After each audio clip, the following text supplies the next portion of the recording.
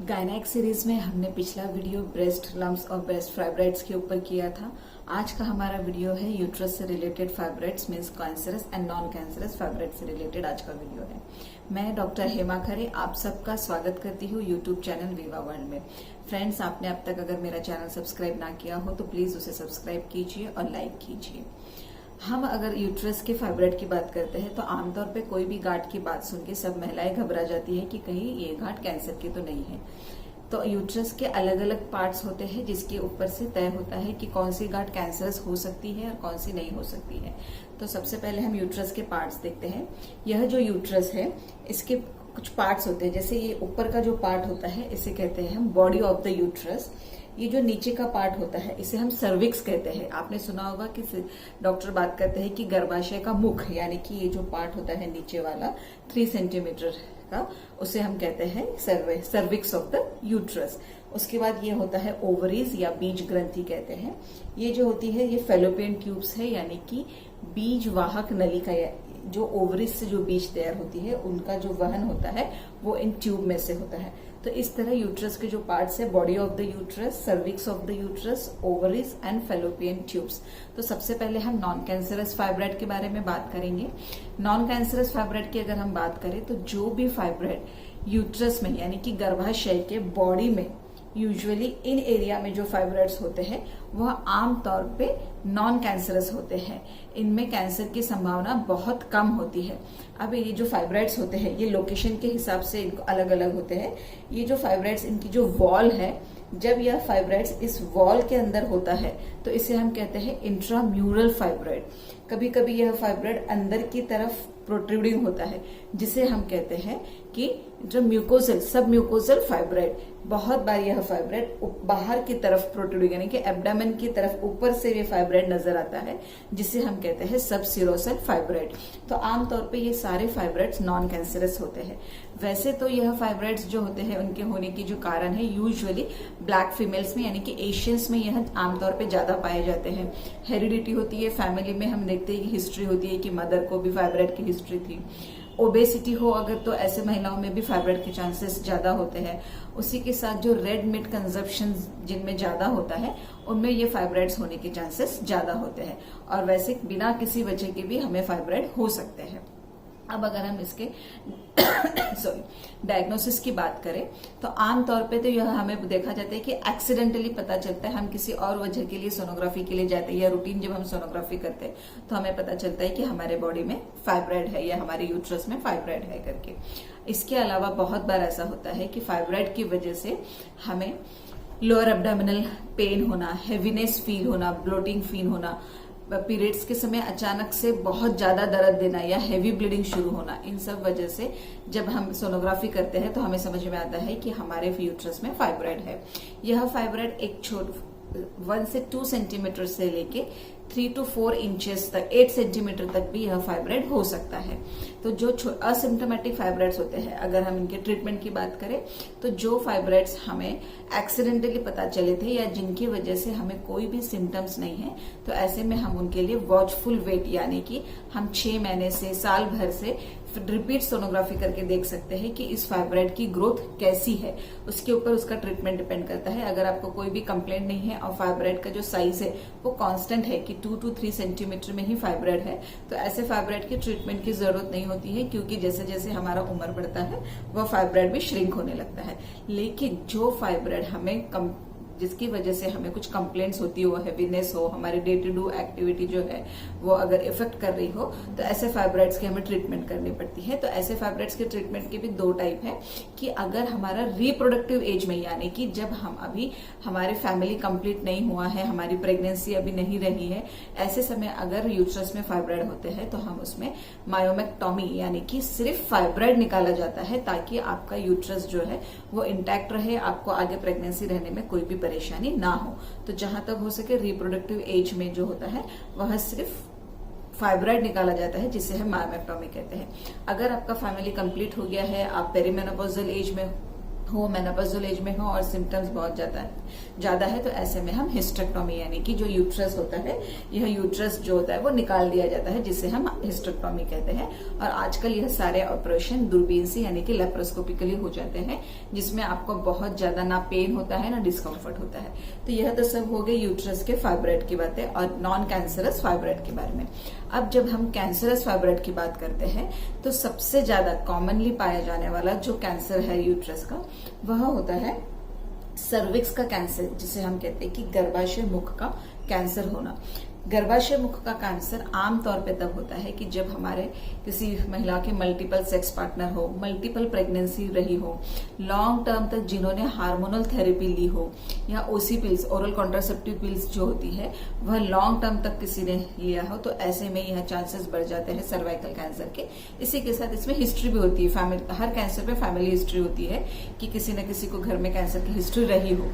तो इस तरह हम देखते हैं कि सर्वाइकल कैंसर की जो वजह है, ये काफी सारी अलग अलग तरह की वजह। इसके जो सिम्टम्स है कि हमें कब पता चलता है कि हमें सर्वाइकल कैंसर हुआ होगा, तो आप देखते हैं कि आपके जो 2 पीरियड्स है उसके बीच में भी आपको ब्लीडिंग होने लगता है, या आपको इंटरकोर्स के बाद ब्लीडिंग होने लगता है।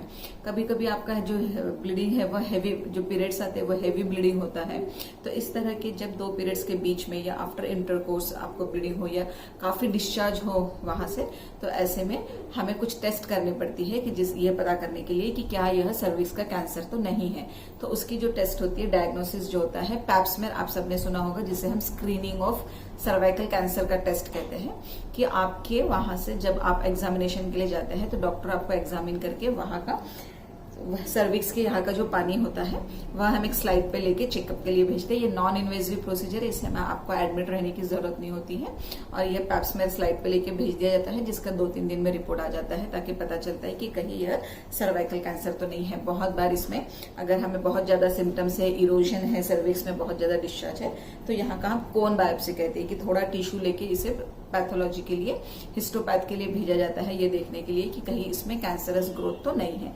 तो इस तरह से अलग अलग कॉल्पोस्कोपी करके, बायोप्सी करके या पैप्समेर करके सर्वाइकल कैंसर का पता लगाया जा सकता है।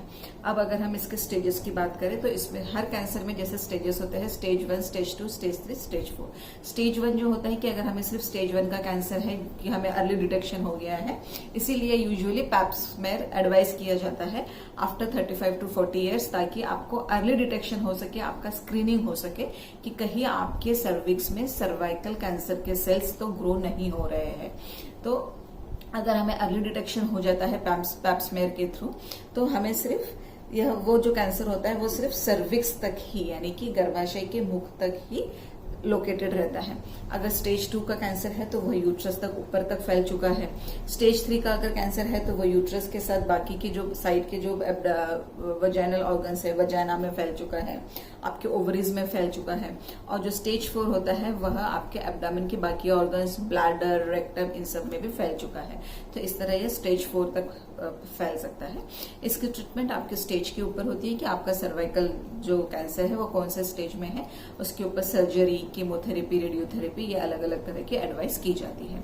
तो ये तो हो गया सर्वाइकल कैंसर। उसके बाद आमतौर पे पाया जाने वाला जो कैंसर है वो है ओवेरियन कैंसर, कि ये जो बीज ग्रंथि होती है हमारे बॉडी में, जो ओवरीज होती है, उसमें पाए जाने वाली जो गांठ होती है उसे ओवेरियन कैंसर कहते हैं।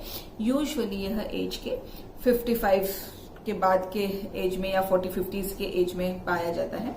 यूजुअली यह ओवरीज के अलावा बहुत ज्यादा नहीं फैलता है, पर अगर हमने इसे ध्यान नहीं दिया तो वो फैलता भी है, लेकिन यूजुअली यह ओवरीज तक ही वह कन्फाइंड रहता है।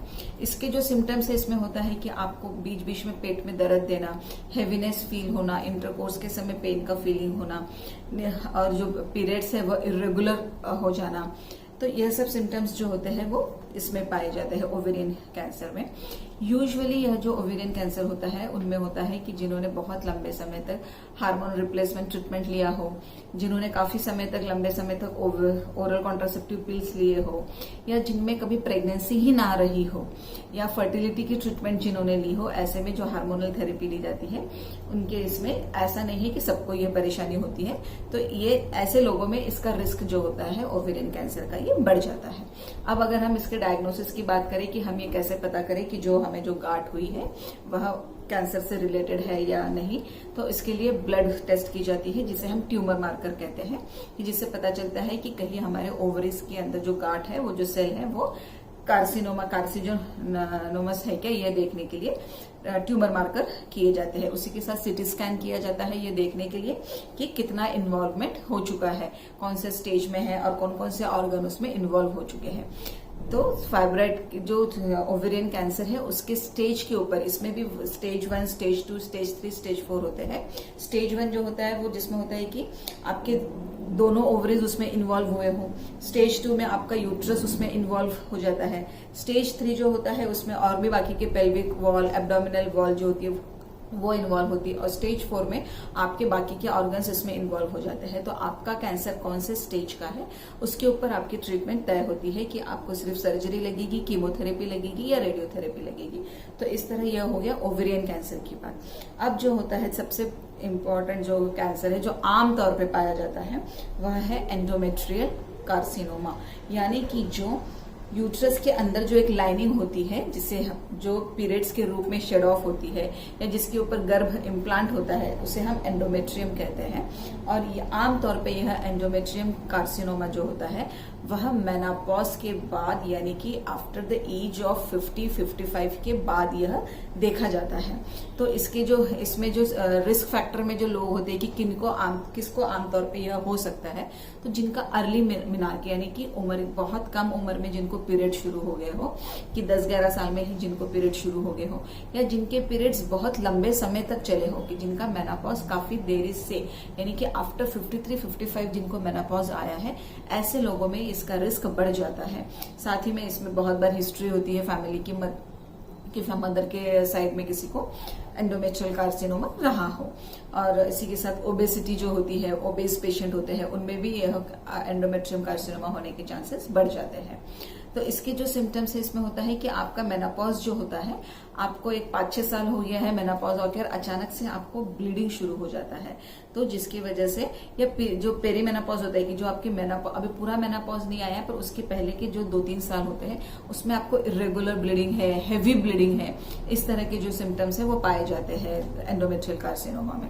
तो इसका जो डायग्नोसिस है कि डायग्नोसिस कैसे किया जाता है कि यह कहीं एंडोमेट्रियल कार्सिनोमा तो नहीं है, तो हिस्ट्रोस्कोप यानी कि एक दूरबीन जो होती है वो अंदर डाली जाती है और आपका जो एंडोमेट्रियम होता है उसका स्ट्रिप लिया जाता है बायोप्सी के लिए, और वह हम हिस्टोपैथ के लिए भेजते हैं, जिसके ऊपर से पता चलता है कि यह जो आपका जो ग्रोथ हुआ है एंडोमेट्रियम का और ऑल ऑफ अ सडन जो आपको ब्लीडिंग शुरू हुआ है तो कहीं है एंडोमेट्रियल कार्सिनोमा तो नहीं है। ये देखने के लिए एंडोमेट्रियल बायोप्सी की जाती है। उसी के साथ फिर सीटी स्कैन किया जाता है इन्वॉल्वमेंट देखने के लिए, पेट स्कैन किया जाता है कि कौन कौन से ऑर्गन्स आपके बॉडी में कार्सिनोमा के स्टेज के ऊपर से डिसाइड किया जाता है पेट स्कैन करके कि कौन कौन से ऑर्गन इसमें इन्वॉल्व हुए हैं। तो इसी तरह से स्टेज के हिसाब से ही सर्जरी भी प्लान की जाती है। जिस भी स्टेज का कैंसर होगा उस हिसाब से सर्जरी, कीमोथेरेपी और रेडियोथेरेपी प्लान की जाती है। आमतौर पे इसमें जो होता है जैसे हिस्टेक्टोमी के अलावा बाकी की प्रोसीजर करनी है नहीं करनी वो डिसाइड किया जाता है। तो इस तरह से हमने देखा कि यूट्रस में जो होता है वह जो बॉडी में जो कैंसर होता है वह नॉन कैंसर, बॉडी में जो फाइब्रॉइड्स होते हैं वो नॉन कैंसरस होते हैं। यूजुअली सर्विक्स में एंडोमेट्रियम का और ओवेरियन का यह आम कैंसर पाए जाते हैं। तो आई होप फ्रेंड्स कि आपको आज यूट्रस से रिलेटेड कैंसरस और नॉन कैंसरस फाइब्रॉइड्स के बारे में जानकारी मिल गई हो। लेकिन फिर भी आपके कोई सवाल हो तो आप मुझे कमेंट बॉक्स में या मेरे ईमेल आईडी में लिख के जरूर पूछ सकते हैं। इसके बाद हम आम तौर पे देखते हैं कि हमारे रिप्रोडक्टिव एज में काफी बार आपको डॉक्टर कहते हैं कि आपको ओवेरियन सिस्ट तैयार हो गई है या आपके इसमें ओवरीज में कोई बड़ा एनलार्ज सिस्ट तैयार हो गया। तो ये ओवेरियन सिस्ट क्या होता है इसके बारे में हम नेक्स्ट वीडियो में बात करेंगे, जिसमें मैं आपको बताऊंगी कि ओवेरियन सिस्ट क्यों होता है और इसका ट्रीटमेंट क्या होता है। तो तब तक के लिए फ्रेंड